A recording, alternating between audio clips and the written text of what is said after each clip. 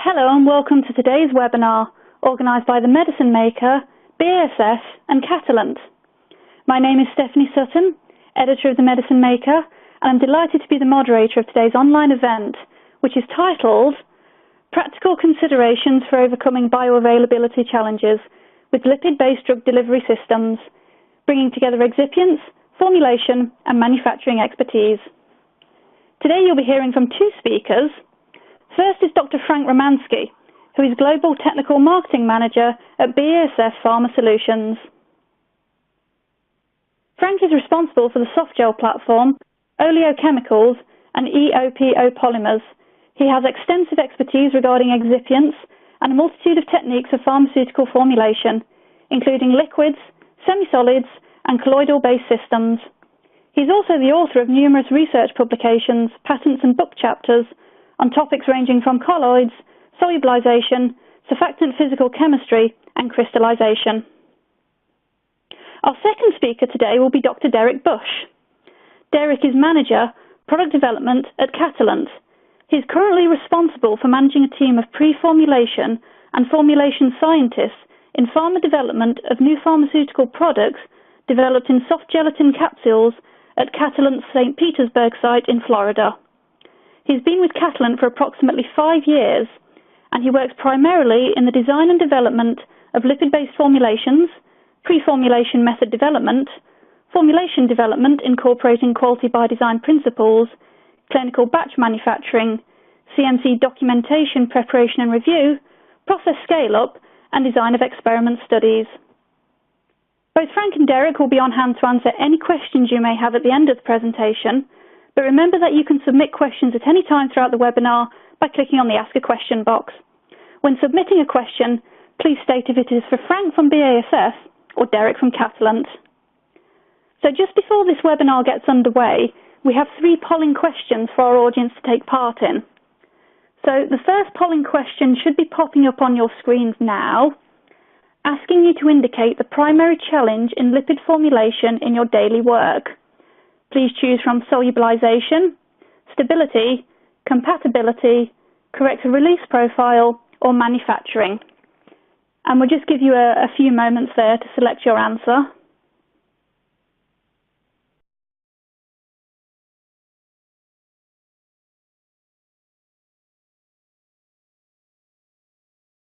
Now for our second polling question. The second polling question is, where do you go for excipient recommendations regarding lipid formulations? Please choose from a supplier, a CRO, a CDMO, or literature. And again, we'll just give you a few seconds to choose.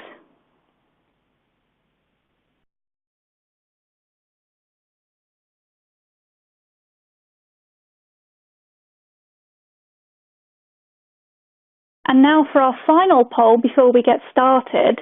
The final question is, how much prior experience do you have with working on lipid-based formulation development?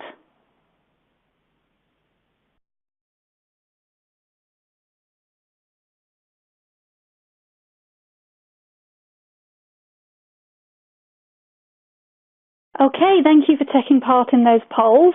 And we're now ready to start the presentations. So I'll hand over to Frank Romanski from BASF. Frank, over to you. Thank you, Stephanie. As said, today we're going to be presenting practical considerations for the overcoming of bioavailability challenge with lipid-based drug delivery systems. So good afternoon, good morning, everybody. My name is Frank Romanski from BASF Pharmaceuticals, and clearly I'm going to be presenting from the excipient supplier side, and my collaborator here, Derek, will be presenting from the manufacturing side at Catalent.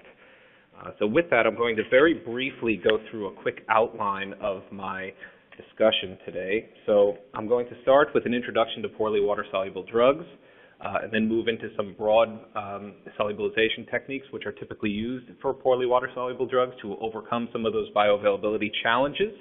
I will move into an introduction into softgels, being a primary vehicle for the delivery of lipid-based drug delivery systems, and then talk a bit about lipid complexity and the need for surfactants, because these are inherently complex systems and complex excipients that are used in these types of formulations.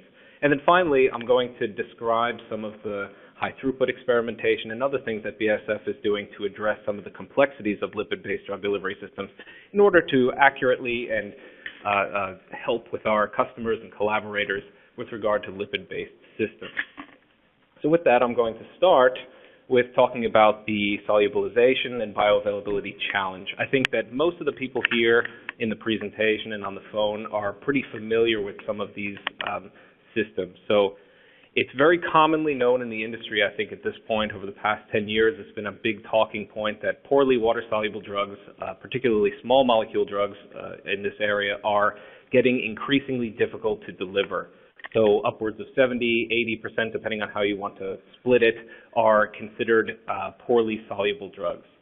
And these, on the right-hand side, are classified in the biopharmaceutical classification system. And here we're looking at mainly these class 2 type compounds, which are dissolution rate limited and also solubilization limited, so bulk solubility.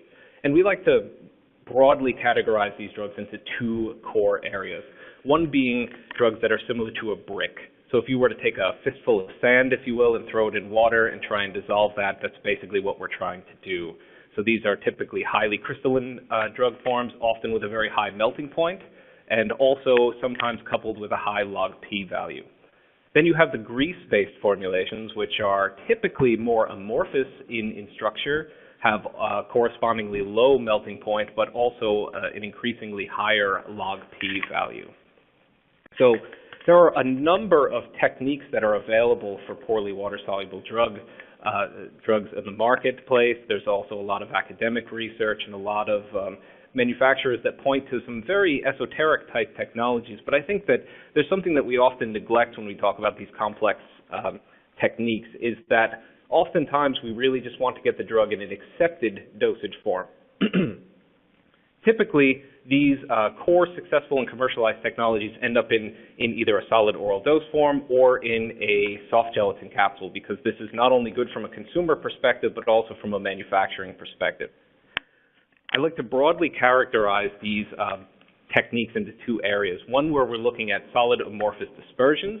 These are on the left-hand side, and the key technologies here are things like hot melt extrusion and spray drying, something that BASF has a lot of core competency in, where basically what you're doing is much like dissolving sugar in water, you're dissolving an API in a liquid polymer solution, which is subsequently processed into a solid oral dose. So you basically have the drug dissolved in a polymer matrix, much like you would have a normal solute dissolved. And then on the other side, when we look at lipid-based drug delivery systems, the focus of today, we're talking about emulsion-based systems, in some cases solid lipid particles, and also colloidal systems like micelles and liposomes that can be encapsulated within common delivery forms such as soft gels and capsules. So let me first talk very briefly about soft gels and capsules. And here we have three core portions of a soft gel. The outer portion, starting on the right-hand side, is the shell. This is typically gelatin-based, and the excipients must be fully compatible. There are a number of either degradants or impurities that can be present in excipients that we at BASF have done extensive research on to know when excipients can and cannot be compatible with the exterior of a soft gelatin capsule. Then working our way around clockwise, we look at the coatings. So in order to modify the release of these formulations, if you're targeting, say, the GI tract, you can add things like an enteric release. And a good example of this is an omega-3 capsule, which typically you want to avoid any of those quote-unquote fish burps, so they're often coated with an enteric polymer that allows for release after it's already passed through the stomach. And then finally, we look at the fill, which contains typically 60 to 70% of the overall mass of a soft gelatin capsule. And here it's filled with either a liquid or a semi-solid, which can encapsulate the API. And these can range in complexity from a simple single-phase system where the drug is simply dissolved inside an oil or a PEG-based system, to very complex systems where there's a mixture of different surfactants and co-surfactants that ultimately can emulsify, self-emulsify, self-microemulsify once they are delivered into the GI tract. So again, looking at a quick diagram on how the complexity increases, we can see that on the x-axis here, formulation complexity as a function of the number of excipients. So again, all the way on the left-hand side, you have a simple API dissolved in a soft gel capsule, and then you're increasing to have an API in solution. So various solubilizers are able to be incorporated into either lipid or PEG-based systems to increase the solubility in the capsule and also aid in that once the drug is being delivered. And then you have these self-emulsifying type systems. And finally, you can functionalize the outside, the exterior of the soft gel to target specific areas of the gut. So next, I want to very briefly discuss the complexity inherent to lipids. What's often not discussed is the fact that most lipids are naturally derived compounds. They're often made from natural sources such as palm kernel oil, coconut oil, rapeseed oil, and ultimately they have a built-in amount of variability depending on the supply. In addition to that, once they are processed and further synthesized and purified, the monographs for them are also quite broad in nature. So if we take the example of Colisolv MCT70, which is a medium-chain triglyceride, which is compatible with the USPNF and the Pharm Oyer monographs, but we look at this triglyceride, which has two alpha portions of it and a beta portion, and these can be a number of different mixtures of fatty acids. So if we go around here, we're looking at 20 to 50% capric acid, 50 to 80% caprylic acid, less than 1% myristic acid, less than 3% lauric acid, less than 2% caproic acid. Ultimately, when you add all of these together, there can be several percentage points of variability from batch to batch, from supplier to supplier, from source to source of these raw materials. And ultimately, this can have a profound effect on both the stability, the interactions with an API, and also the ability to functionalize these lipids, to emulsify them, and to ultimately get the drug dissolved and delivered to where it needs to go. And next I want to just very briefly touch on the HLB system. So this is a system that's been around since roughly 1949. And this is a way that we categorize surfactants. So when we're working with a lipid system, typically we pair this with a surfactant, at least one surfactant. And often there are some magic rules, if you will, that are published. And for medium chain triglycerides, for example, the magic number is usually around 10, right? 10 to 11. So surfactants in this range should, in theory, be the primary emulsifier for this particular compound. And it doesn't just necessarily mean one surfactant. This can be a pair of surfactants that are blended together. But what you can see here on this slide is various different common pharmaceutical excipients and where they are on the HLB system. And this system ultimately just measures which portion of the surfactant is and what mass or molar balance of this surfactant happens to be hydrophilic and which portion happens to be hydrophobic. And there's an example up there of a very common anionic surfactant, sodium lauryl sulfate, where the orange box is the hydrophobic portion of it, and then the blue box is the hydrophilic portion of it. But it's important to know that this is really just a starting point. And also keep in mind that these surfactants are also naturally derived in nature. A lot of the lipids that are used to create the surfactants are also variable inherently. And as a consequence of that, you're multiplying your variability going into your formulation as you increase the complexity of using a surfactant and then a co-surfactant, and then you have a primary lipid, etc. So next I want to just very briefly touch on the lipid formulation classification system, and really I want to draw your attention to these three arrows here. So again, talking about complexity, we can look at just simple medium chain triglyceride systems, and then we can increase in complexity from there. So typically type 2 classified systems are paired with a lipophilic surfactant like glycerol monooleate, and then you can increase the complexity to include hydrophilic surfactants such as Colifor RH40 and other surfactants. And then a co-solvent is often used in these formulations as well, whether that be a PEG-based system, water, ethanol, they all tend to be used in these types of systems. And then again, looking at the definitions, because I think this is one of the areas that is most commonly misunderstood when we're talking about different classifications. So if you are to make a lipid-based system that ultimately goes inside the body, you are emulsifying oil droplets inside the GI tract, inside the stomach, inside a water-based system, and it's important to have the terms correctly categorized. So on the top here, we have a basic oil in water emulsion. So in this case, the water is the continuous phase and the oil is the discrete phase. Small oil droplets stabilized by a surfactant floating in a continuous water matrix. On the bottom, we have the opposite. We have a water in oil emulsion where the water droplets are now stabilized by a surfactant inside a continuous oil matrix. And then in the middle, we have this bicontinuous microemulsion. So microemulsion, despite the name of it, is actually indicating a bicontinuous system that doesn't necessarily have a discrete droplet of oil or water.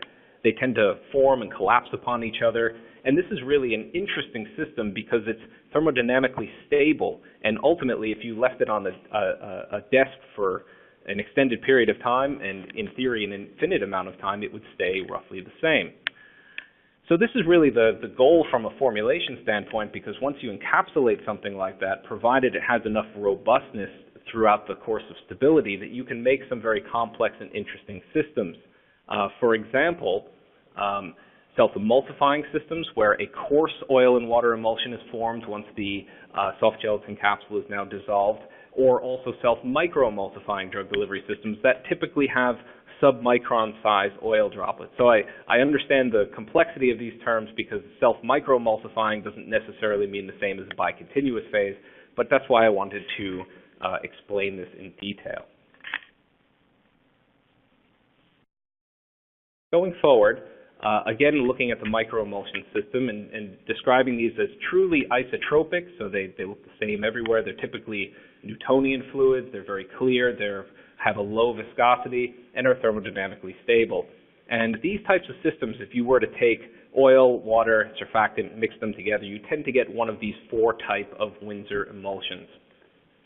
On the x-axis here, we're talking about surfactant volume, so how much surfactant is actually in the system. And typically to stabilize a bicontinuous phase, you need quite a bit, just to overcome all of the surface area and interfacial area between the oil and the water itself. On the y-axis, this can be a number of different things. Most often it's the surfactant mixture, so it's the combination of the surfactant and the co-surfactant, but it can also be temperature, and even holding a microemulsion in your hand can result in it switching in between some of these phases. So the Windsor type 1, as described on this slide, is when you have oil that has now segregated from the system. The type 2, which is on the top portion of this graph, is the opposite when the water itself segregates through the system.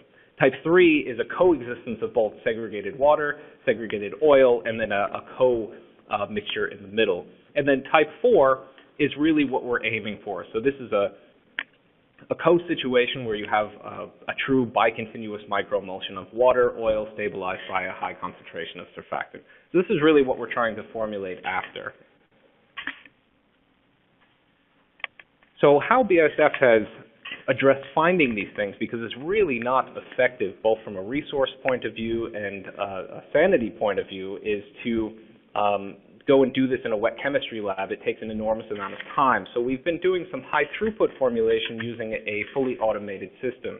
And in this case, we're using a robotic lab which can very precisely add levels of shear, add levels of surfactant, add levels of water, oil, etc., and produce a really nice phase diagram that allows us to assist our collaborators, formulators, customers to find areas where you can find a true microemulsion. So just going through this very quickly, you have a central unit with a robotic arm. You can dispense liquids, melts, powders, and we can add various different levels of shear, whether it's simple shaking, and this is ultimately what you want to do for a true microemulsion, very little shear. It should fall into place very nicely. And then you can do subsequent analytics on it, particle size, viscosity. Image analysis is actually quite powerful for looking for microemulsions because you can very clearly define the different phases. So the next slide here is really complicated, and I'm not going to go into it, but what I want to show here is the result of a tremendous amount of experiments really highlighted for us which surfactants to start targeting for lipid-based systems. So each of these individual columns has on it a different primary surfactant. So going left to right, Cali4 RH40, Cali4 EL, Cali4 HS15, Cali4 TPGS, polysorbate 80, 20, poloxamer 188, poloxamer 124. And you can clearly see from the number of colored boxes, if you will, and these represent single-phase systems, multi-phase systems, high turbidity, low turbidity, and this really indicates something is really happening in this region. So in this case, we're looking for these single phase, clear, slightly turbid, and low viscosity systems that are microemulsions in theory. And these are categorized by the green boxes. So again, pointing your attention to this, we're really looking for what's highlighted in this blue box here. So we found that the surfactants RH40 and Cali4EL were actually the most promising in this area. So in addition to that, we also found that ethanol can be a very potent co-solvent that can really extend the microemulsion range of a phase diagram. And also that glycerol monooleate is a pretty versatile co-emulsifier that can be blended with these more hydrophilic surfactants to get to desired HLB ranges. In the second iteration of this, we wanted to really develop three-dimensional phase diagrams so that they can be used and you can very quickly ascertain an area of microemulsions that would work. So how the robot is ultimately programmed is to dose the ingredients. These are typically done in a buffered solution. We're adding oil, water, surfactant, co-surfactant, and very gentle shaking and homogenization. And if we're making a true isotropic microemulsion, it very quickly becomes evident at this phase. Next, you can make somewhat stable systems through homogenization using an ultra-Turax type system. And then if the system after 24 hours, after a week, etc., will segregate, then we have a failed system. And over on the right-hand side, again, a bit complex, but basically what you can see is all the different experiments that are done in order to create these phase diagrams. And we're looking at about 180 experiments to cover a 3D space, 8 different surfactant concentration settings, 5 different fractions being co-surfactant plus primary surfactant, and then various different oil fractions. So jumping into some of these phase diagrams, when we look at block 1, and just very briefly, the HLB of this system is roughly 15 because it only has Cali4RH40 as the primary emulsifier, and it has no co-surfactant in it. And what you can see in this phase, this three-dimensional phase diagram, is there were not any true microemulsions that were formed. So again, the red dots here are inhomogeneous samples, so samples that had phase segregated afterwards. The blue were stable, but required a fair amount of shear in order to make them into a homogeneous system. So we consider these more emulsion-based systems, but not a true isotropic microemulsion.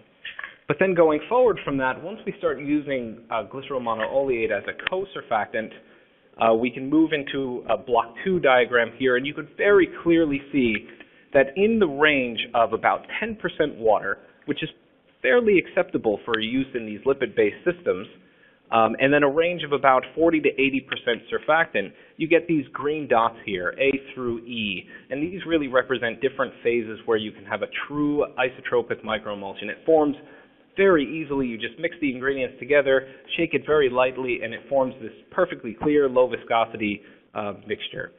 There's an image of it at the bottom, which actually has a blue book behind it, so it looks a bit funny, but what this is trying to show is that it essentially looks like water in a jar, which, despite having such high concentrations of water, oil, and surfactant in them. So it's really a nice system for encapsulation, for liquid-based systems, and it was really important to do this high throughput experimentation to be able to isolate these regions.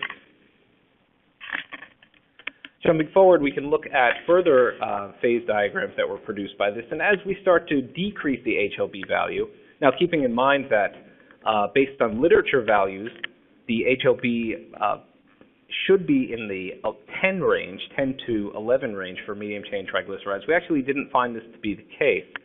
So when we increase now the GMO concentration here and reduce the HLB of the system overall, we tend to have a broader range of homogeneous formulations that are available with shear input, but the amount of true isotropic microemulsions gets smaller. And this is also the same as we further decrease here into block 4 and block 5. So in block 4, again, we're at an HLB of about 11, and in block 5, we're at an HLB of about 10. And again, we're having an increase in the homogeneous phases, but still requiring a shear input, and then a decrease in the microemulsions that are actually formed. So with that, we want to summarize and show here that The formulation of lipid-based drug delivery systems can be highly dependent on the excipient and the excipient ratios that are used, and a proper balance of surfactants is needed in order to properly make these complex systems. It's not easy enough to just go into a wet chemistry lab and start mixing things together to try and find an area. So that's why we've been looking very heavily into high throughput experimentation to allow quick and precise determination of these phase diagrams to be able to very quickly identify regions of thermodynamic stability. Also, I want to highlight again that lipids and surfactants are often complex excipients. They're based on natural ingredients. They have built-in variability that is not always the case when you look at traditional polymeric excipients that tend to be a much higher purity level. And this needs to be taken into account when you start looking at different formulations. And where our research is continuing, we're now looking at what happens with these microemulsion systems once you start dispensing them in both standard media at various different pH ranges, in biorelevant media, and then using various different model compounds for poorly water-soluble drugs. So please stay tuned. And with that, I'm going to transfer over to Derek Bush from Catalent. Great. Thank you, Frank, for a nice presentation, and good morning to everyone. If you're on the U.S. East Coast like myself, good afternoon to those who are calling in from other places, or whatever time zone you may be in. But thank you for joining us, and thanks, Frank. I'm going to be talking today about the manufacturing side. From Catalent's standpoint, we focus, at least in the Florida site, primarily on softgel development and manufacturing, but certainly there, as Frank mentioned, there are other ways to deliver lipid-based formulations. Let me go ahead and advance the slide here to the overview. So I'll be talking today primarily about some background and perspectives, state of the industry, if you will, at least from where I sit on the contract manufacturing side, and looking at the wide array of compounds that are coming through our network and our pipeline for both clinical development and hopefully commercialization in the near future, as well as provide some technical benefits of softgels as well as lipid-based drug delivery systems, and just point out some important considerations for development of lipid-based formulations. And towards the end, I'll have a few case studies. So we'll start with the perspectives and background. What Frank's already pointed out, and what I'm certainly seeing day in and day out in my work, is that the majority of new chemical entities intended for oral delivery are poorly soluble and in many cases poorly permeable. So we do use the DCS classification system to categorize compounds. That is helpful for us in terms of laying the framework for where we go with the formulation, knowing up front if your dose solubility ratio is such that it puts it in the DCS class 2A, 2B bucket, or if it truly is a DCS class 4 and you're going to need permeation enhancement. Just one thing to point out is that sometimes I do see molecules come through in the DCS class 2 bucket, but because of high PGP efflux, for example, or high enzymatic degradation in the intestinal tract, they really practically behave more like BCS class 4. So it's good to know those things going in. One thing I'd like to point out today that I really, in my opinion, doesn't get enough attention in the current marketplace is the patient focus during development. I know we all think about the patient and the indication for the molecules we're developing, but really, if you begin with the end in mind of the patient will be taking this medication, think through the therapeutic window, the interpatient variability, try your best to reduce the capsule burden as much as you can, eliminate or reduce the food effect, and if it's a critical unmet medical need that has fast-track status with the FDA, focusing on proven scalable technologies will really benefit your rapid commercialization and rapid introduction into the clinic. I think this is a critical point that I personally am seeing more of, and I think it goes hand in hand with the poor solubility and the poor bioavailability. Because of that, we're seeing increases in food effect in some cases. We're seeing more narrow therapeutic windows than trying to really minimize sharp spikes on Cmax due to with or without meals or crystallization effects or patient-to-patient variability. So along those lines, investing the time early in development and characterizing your prototypes is certainly important. I think that's held true for a number of decades. It bears repeating. And also that lipid-based formulations are versatile, and they certainly may be adapted to fit the needs of the molecule. I think that's something that you learn pretty quickly once you've been working with the lipid-based formulations for a while. So on the next slide, I like to point out at least within the marketed oral cancer products, 80+% are poorly soluble, and the variability in absorption has resulted in some black box warning labels.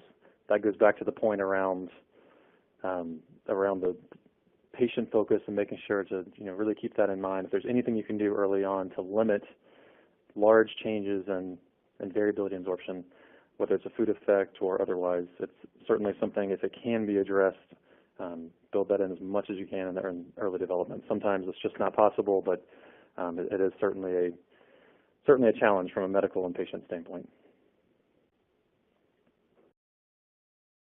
So moving on to lipid-based formulations in general, and just to give a brief overview of the state of the industry going over back to the last few decades. Lipid-based formulations have been really leading the way in terms of solubilization trends, and the next slide shows. So going back through the 1940s to the 70s, 80s, 90s, we do see this trend where it's increasing over time in terms of focusing more on solubilizing drugs, totally soluble compounds, and what you see here is that lipids are leading the way as opposed to dispersions, micronization, nanocrystals. Those are growing as well, but really lipid-based formulations have been increasing significantly. The next slide is just pointing out some of the technical advantages of softgels in particular. Softgels have been shown over the years to deal with highly potent compounds, dose uniformity issues, cytotoxics. From a scalability standpoint, generally speaking, they're easily scalable from the standpoint of your drug's in solution, it stays in solution. Of course, that's the goal. Scaling up is isolated to the equipment, and as well as dealing with liquid APIs, multiple polymorphic forms. That's always a critical challenge, and one that I'm not sure any specific dosage form is really sufficiently tackled up to this point in time, but we certainly have dealt with that many times in the softgel realm. And then, of course, the poor solubility and poor permeability. And just continuing on that theme, one of the major advantages is for oxygen-sensitive compounds.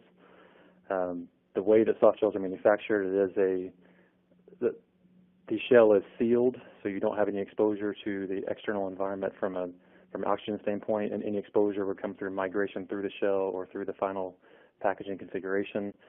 Once dried, the soft gelatin shells are excellent barriers for oxygen permeation.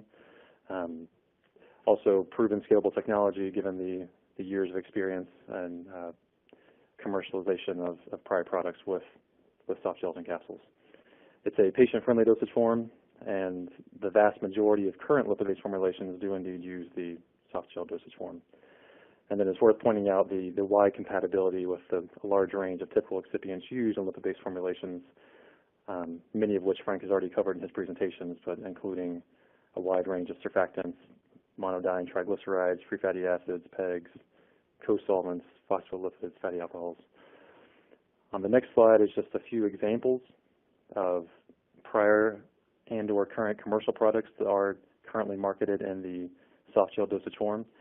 You'll see here some of the benefits that are being offered, whether it's patient compliance and convenience or enhanced permeability, improved solubility, minimizing oxygen exposure. You can see some of the examples here, including fish oils, hormones, cytotoxics, oncology products. We've seen an increase in those in recent years. So moving on to just an overview of kind of at the macro level what Frank was describing, the emulsion process itself, the fact that ideally you want to dissolve the drug inside the soft gelatin fill formulation. That lipid formulation would then contain dissolved drug that would be dispersed into the either gastric or intestinal media, depending on the targeted site for release.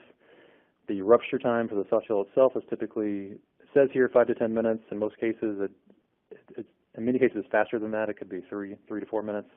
It really just depends on the thickness of the shell and the size of the soft gel from a surface area exposed standpoint. And it's important to point out the digestion process, and I'll get into that a little bit more in the next couple of slides, but just briefly here, these lipid-based formulations in many cases are dynamic in nature once they get into the intestinal tract. They can be digested by pancreatic lipases, emulsified in the presence of bile salts, and that's where you can see a food effect for some of the compounds. So there's a better graphic on the next slide to go over this dispersion coupled with digestion process. For drugs that are dissolved in solution, if we assume, for the sake of argument, a triglyceride, that triglyceride would then be expected to be digested to a diglyceride plus 1 free fatty acid, then to a monoglyceride plus 2 free fatty acids. The solubility of the API in the presence of those digestion products can fundamentally change the overall solubility in the simulated intestinal fluid or the intestinal fluid in vivo. And that process can be modeled through in vitro screening and in vitro testing. It's not a perfect test like most of the IV-IVC type correlations, but it is quite good at predicting the solubility of your compound pre and post digestion. And it's a test that we do routinely as part of our pre-formulation and early formulation development. So you can see in the graphic on the right just a cartoon illustration of undispersed oil in the stomach up at the top, slowly dispersing to form a coarse emulsion in the gastric environment. There is gastric lipase present as well, so some digestion could hypothetically occur. However, it's typically quite limited. And upon gastric emptying and the presence of pancreatic lipase, bile salts, and subsequently the formation of mixed micelles, these mixed micelles then would serve as a way of carrying your drug to the acidic boundary layer at the epithelial side of the intestines. And that's where it really stimulates absorption and hopefully, if all goes well, protects your molecule from either enzymatic degradation or efflux from PGP, which is a separate issue from digestion. But the real key here is you want to maintain your drug supersaturation, and we're calling it supersaturation because it is intrinsically higher than the equilibrium solubility in SIF alone upon dispersion and digestion. On the next slide, if lipid solutions are not possible, either due to the dose that's required to demonstrate efficacy for your intended target, or due to the log P structure of the API, whatever it may be, if a suspension is possible, and that there's a lot of caveats around why you would choose a suspension and if that works for your compound. That's probably a more detailed discussion for this webinar, but in many cases, lipid suspensions do work very well, and we have current commercial and clinical products that have shown good efficacy and increased Cmax and exposure for certain compounds. It certainly does not work in all cases, and I typically recommend a solution to start, and if it's not achievable, then take a step back and look at your specific compound if a suspension could make sense. In this case, you have an additional kinetic event that's shown on the bottom right, drug solid versus drug in solution. That kinetic event is now on top of the kinetic events of dispersion of your formulation, digestion of your formulation, and absorption of the free drug.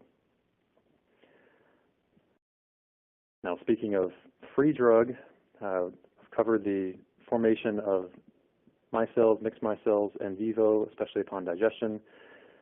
Once these migrate close to the GI tract and are close to the acidic boundary layer for absorption, what happens is the protonation of the fatty acids, the protonation of the solvent-exposed micelles, then causes the demicellization, the breakdown of micelles, which is what actually delivers your drug to the epithelial side for absorption. And that's ideally what we're targeting, and that's just, again, a cartoon just to illustrate the process, at least as we believe it happens in vivo, to promote absorption and enhance bioavailability for lipid-based formulations. Now, one thing I'd like to point out as well on the next slide is traditionally softgels are seen as liquid or possibly semi-solid only. We do have in the marketplace now as a commercially approved technology the ability to encapsulate fill formulations that have much higher melting points. Catalent internally refers to this as our OptiShell technology, but really it's completely solid fills, could be used for controlled release, matrix-type formulations, high temperatures, semi-solids. On the next slide, we'll go through a few additional benefits, not to mention also the extremes of pH. So extremes of pH are often quite difficult. Soft gels in general, the gelatin-based soft gels at least, can handle a fairly wide pH range, but if you do need in your formulation a pH at the extremes, then this is another another option in your toolkit, if you will. So now transitioning into early development of lipid-based formulations and just some general guidelines and considerations. During formulation development studies, of course, do some homework on the API. Of course, it bears repeating, but I know everyone on this webinar today is fully aware of the importance of doing the pre-work. But really understanding what are the limitations of your compound. If you do know the mechanism of absorption, target your formulation to try and promote the absorption pathway and inhibit the pathways that are leading to degradation. Our typical approach early on is start with solubility and target less than or equal to 80% of maximum saturation solubility to reduce the risk of precipitation. Now, this doesn't take into account at this stage necessarily the most stable form of the polymorph. However, we do always recommend screening with X-ray diffraction what polymorph is present when drug does precipitate out. You are making supersaturated solutions. You will have undissolved drug in these experiments to determine maximum solubility. And in my opinion, it is prudent to actually conduct the X-ray analysis on that undissolved material that did not go into solution. And many times what we see is conversion to a different polymorphic form or a mixture of polymorphs, which may indicate the presence of a metastable form as supplied for the API. So it's important to know that up front and to formulate your lipid-based solution around your most thermodynamically stable form of your compound. Accounting for any pH solubility effects, such as commonly you see the free fatty acid conjugate with a weak base drug, or any other pH solubility considerations for your compounds. So of course, we always want to select excipients that maximize the solubility, but also demonstrate the best compatibility with your API and miscibility studies. So going to the next slide here. So which activities do we typically perform very early on in development? If you have an NCE that you're doing dose ranging studies, you're trying to figure out how much can actually get across the GI tract from an oral dosage standpoint. For those types of compounds that are very early on, we really prefer and typically develop directional type prototype formulations. Again, you look at API structure, any available characterization data, modeling with any in silico tools if you don't know where it falls in the DCS classification curve, particle size, micronization if that can help. Certainly analytical methods to help support early formulation screening. I'll have a case study showing an example of that in a few slides. Start out with the solubility screening studies, follow that on with the API excipient compatibility studies, and then from there really go into the PK animal studies with directional type formulations, understanding that it won't be optimized at that point, but to give you screening type data to know which path is the best pathway to go down. Now, as mentioned, lipid-based formulations can certainly help solve solubility. They can also help solve permeability. One of the unique things that I find with lipid-based formulations is it's one of the only ways I'm aware of that you can stimulate lymphatic uptake. Now, it's often difficult to know how much of your drug is being pushed through the lymph as opposed to the portal vein. You can potentially measure that through the metabolites in the liver. There are some animal studies that can be designed to directly sample from the lymph. Those are more sophisticated type animal studies, but they can be done. But it's just primarily to point out in this slide that this is something that is unique, particularly with UCS 2, 2B, and 4 type molecules. And of course, the addition of PGP inhibitors if you have a compound that's undergoes efflux. From an excipient standpoint, what types of excipients can potentially be used to, say, facilitate paracellular transport through opening up tight junctions? Things like C8, C10, free fatty acids. Those can either be the free fatty acids themselves, or they can be mono-triglycerides like MCT,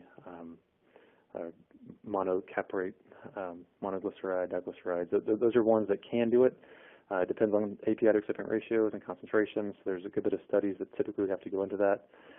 I did a literature review and added some things like EDTA and citric acid. I'm not certain how effective those are at opening up tight junctions. They were cited in literature as a possibility, so I did include them on this slide. Similarly, down below, excipients that inhibit PGP included what's known in the public domain, what's been published, as well as what we have experience with here within Catalent. And then The most difficult one, or one of the more difficult ones, is inhibiting CYP3A4 metabolism. That can be done, but it's often quite difficult to completely inhibit the enzymatic activity, just given the efficiency of the human gut. It's very good at processing lipids and breaking them down. To completely stop that process is quite a challenge. And then lastly, from an excipient standpoint, for highly hydrophobic molecules, which we're defining here as a log P greater than 5, there's potential for pushing some of the absorption through the lymph. Again, it's oftentimes difficult to know how much of your molecule pushing towards the lymph, but designing your animal PK studies is key if that's something you would like to measure. But that's an option as well in terms of targeting lymphatic transport if your molecule undergoes significant first-pass metabolism. Now, towards the end of my presentation, I did try to select a few key case studies that are brief in nature, but I think help to illustrate the points that I've been making as well as Frank has been making. I'll start off with the first case study as IVIVC. I know everyone tries to establish IVIVC. It's often very difficult. In this case, I think we have a good example of one that worked quite well for us. This is using fiber optic dissolution screening of prototype formulations. This formulation contained a DCS class 2B drug, so it was purely solubility limited. Permeability was not something that was a major concern for us in this development. And what we found is that both AUC and Cmax in the dog studies correlated surprisingly well, actually very well based on the correlation coefficient, with the percent release we're seeing in the dissolution study. So we actually were able to apply a more rapid formulation screening. Shown here are 4 different formulations with very different percent release, as you can see in the 2-hour time. This is just in straight simulated gastric fluid. But based on the correlations that we were seeing below between AUC and Cmax, we were able to quickly screen changes to the formulation and incorporation surfactants without having to go through an animal study each and every time. So I thought that was a nice example. And of course, this doesn't always work, so you have to first establish the relationship before you can conduct the screening. Now, piggybacking on one of Frank's slides regarding MCT. So this is always an interesting example that I like to give and share with an audience regarding lipid-based formulations. What's shown here is an MCTA, at least what I'm calling A versus B.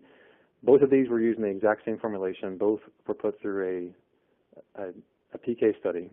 And what was shown is that the drug was not bioequivalent between these two. Now, we found this very surprising. These are both compendial grade, commercially available MCTs.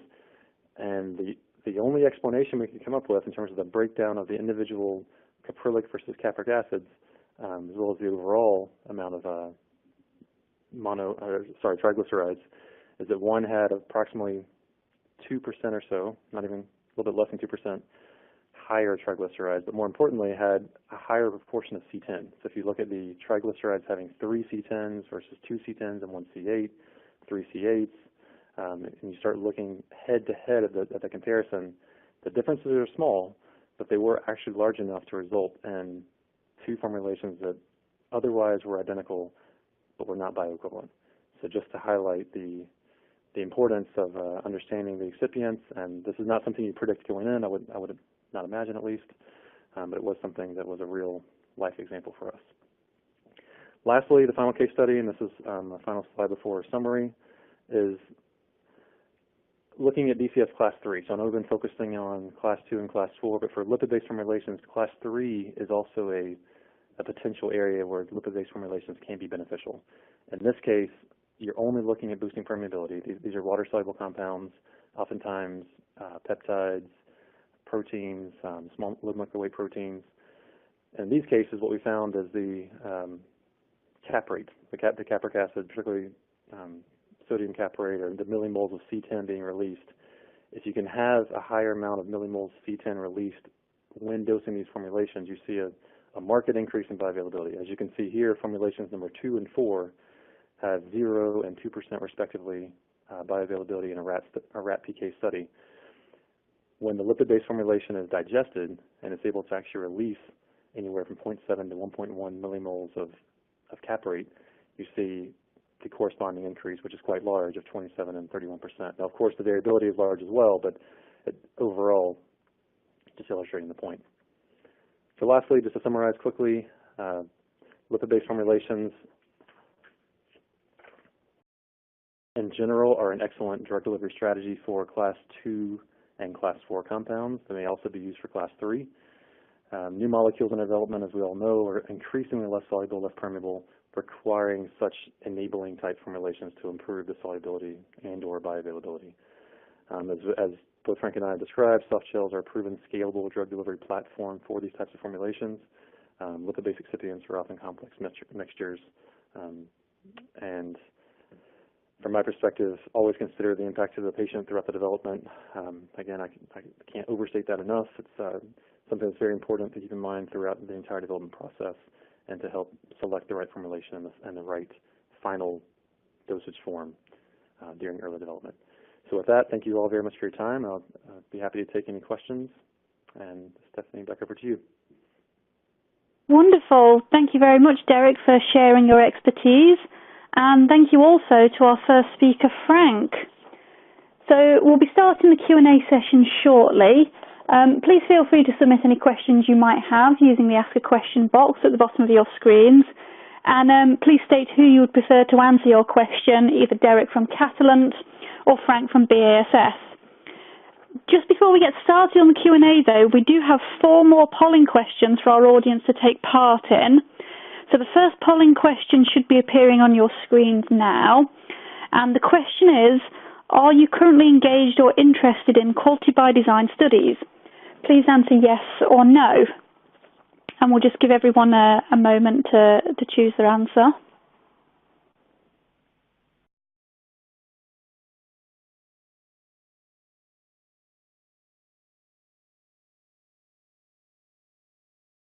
Okay, and now our next poll should be appearing on your screens.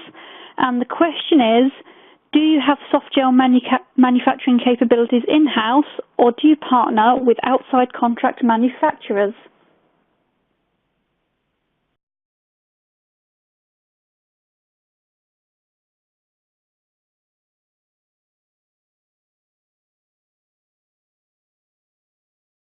And then the third poll is, taking price out of the equation, please indicate the primary criteria when making decisions on excipient selection.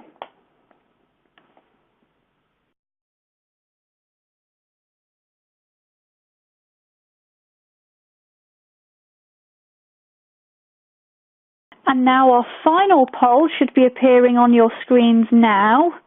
With regard to quality, which aspect is most important?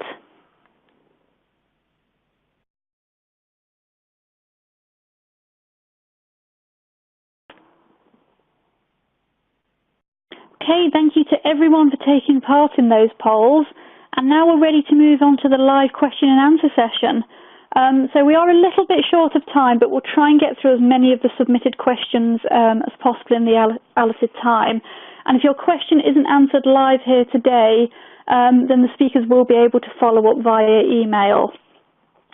So the first question then is for Derek. So Derek, are there particular types of molecules or lipid-based formulations that do not work well? Sure. So I think the most challenging types of molecules, or at least for lipid-based formulations, are the ones that have been designed by nature to be a highly water-soluble salt form of the compound. And I think the reason we tend to encounter a lot of challenges with those, the HCl salt forms of the drugs, and those are very easy from a crystallization standpoint, but we tend to see a lot of polymorphic form conversion, metastable crystalline forms, and ultimately reduced solubility in the lipid-based formulation. So while we may be able to achieve the boost in bioavailability and boost of the solubility of the free base form, assuming there's an amine group, those do present some challenges. What we can do typically from a softgel platform standpoint within the OptiShell side of things is to be able to make a solid fill formulation, vitamin E TPGS or other solid type matrices, assuming that you can get it dissolved at a higher temperature, withstand the range of pH. So I think that's probably one of the key areas. There's other examples as well, but I think I would highlight that one because we see those quite a bit. Okay, great. The second question is another one for you, Derek. So how capable are softgel formulations at handling potent compounds and cytotoxic APIs? So that's really, I would say, a sweet spot for softgels. I mean, that's something that we've been doing for years on the commercial side here in our Florida facility, but also in general, softgels in the marketplace for those types of compounds are typically the main platform. So I think from a dose uniformity standpoint, the way in which the manufacturing process is set up, it handles the uniformity issues quite well, especially assuming the drug is in solution. Great, thank you very much, Derek. So our next question then is for Frank. So Frank, can you clarify the role of quality on excipient use for formulations and its effect on performance? Yeah, absolutely. And I think that in the pharmaceutical industry, quality is something that's always a very high level of standard. But in addition to that, particularly when we're talking about lipid-based formulations and lipid-based excipients and anything that's potentially derived from lipids, it's very important to have quality up and down the manufacturing of these types of excipients. Now, again, they're usually made to a very high level of quality. These are IPEC GMP, and they also have associated monographs throughout the world. But ultimately, quality is very important to know the intrinsic variability that happens. And for excipient manufacturers such as BASF that have a very long history of manufacturing these excipients, we can really look into the process and look at the variability, and from also a quality by design type aspect, look into what the intrinsic variability of these products are beyond what's already in the monograph. And this can help us really understand how this is going to interact with different APIs, different formulations, and other things going forward. So quality, not just in the systems that are in place, but also in understanding the manufacturing of the product itself. Wonderful. Thank you very much, Frank. The next question then is for you, Derek. What are the key differences between hard capsules and soft gelatin capsules when it comes to encapsulating lipid-based formulations? I think probably the biggest difference outside of compatibility with very specific excipients, liquid at room temperature excipients in particular, is the exposure to oxygen and headspace possibly contained inside the hard shell. That, in cases where we've had customers come to us that previously were in hard shells and looking at moving to soft gels, that's been one of the major areas of the ability to protect from oxygen and to prevent any leaking if it's a liquid at room temperature type formulation or a PEG-based formulation. I think those are probably the key differences. However, hard shells are very commonly used in early clinical studies as well as in commercial as well. So I think the key difference is the exposure of the API inside, because the hard shells tend to have an air pocket inside. Soft gels are sealed without any air and are completely sealed. Wonderful. Thank you very much, Derek. So I'm aware we're running low on time, but we're just going to get through just a few more questions before we finish up. So Frank, this is a question for you. What can you tell us about BASF's perspective on innovation in excipients? Innovation from an excipient standpoint is something that's a really interesting topic, and it's something that I think that BASF has really pioneered over the past decade or so, continuing to put out new novel ingredients. But it really is something that's a bit of a challenge. So we've put out a number of really interesting ingredients such as Soluplus, Calicode IR, Cali4HS15, these potent solubilizers and various other ingredients. But the challenge really is that excipients aren't typically regulated by themselves, but as a portion of the overall drug system. So it's really important to tailor these and work with the correct partners in order to bring them adequately to market. So from BASF's perspective, we have a tremendous amount of chemistry that's available to be able to make things and to make interesting polymers and surfactants, but ultimately it has to be done in a way that it is used in the pharmaceutical industry and can be brought to market within a reasonable time frame. If not, this kills the innovation in the excipient region because we're stuck using things that are only currently listed in the IIB list for the FDA, for example. So it's something that's really important and it really needs to be addressed both from a regulatory standpoint and also from an industry as a whole.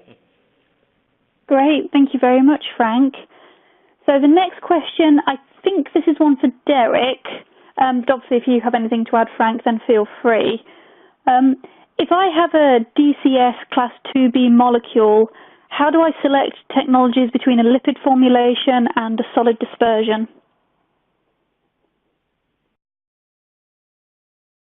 It really comes down to the API itself, to be honest. I mean, is it purely solubility limited? Is it undergoing any sort of efflux, PGP?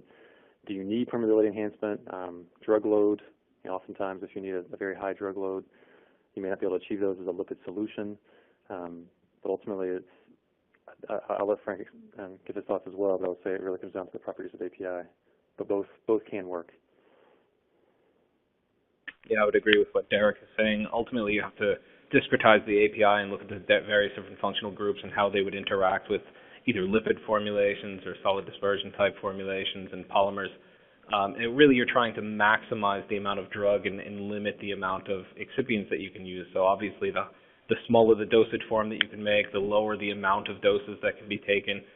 So really pairing these properly can lead not only to a better consumer experience, but ultimately what's also important is to maintain the stability of the drug itself. So the better the ultimate physical chemistry interaction between the API itself and the different excipients will lead you down one or the other path in order to have a successful formulation. Okay, the next question coming in then. What is the reason to use a robot in formulating MEs?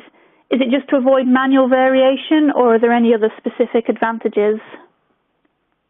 Well, there is the inherent variability that is in doing manual type wet chemistry, which is a tricky portion of it, but also keep in mind that each one of these phase diagrams has hundreds of experiments and hundreds of data points. So what would take somebody working in a wet chemistry lab several months to put together some of these forms, and with less accuracy, we can do this on a robotic scale in a couple of days.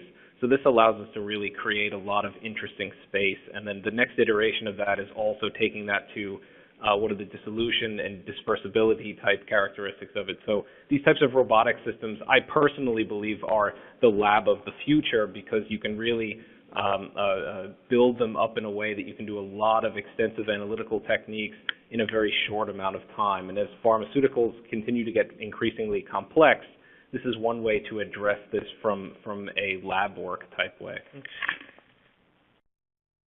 Great, thanks, Frank. So I'm just going to try and whip through just one or two more questions. So the next one I have here is, in the formulation development talk, optimum surfactant levels needed were in the 40 to 80% range. Can this much surfactant be compatible with soft shell gelatin? Sure, and there are a number of things that we're ultimately looking at. One of the more important things when looking at excipients that are compatible with soft gelatin capsules are certain impurities. And I'll give the example of polyethylene glycol, which is very commonly used in soft gel manufacturing for both OTC and RX type drugs.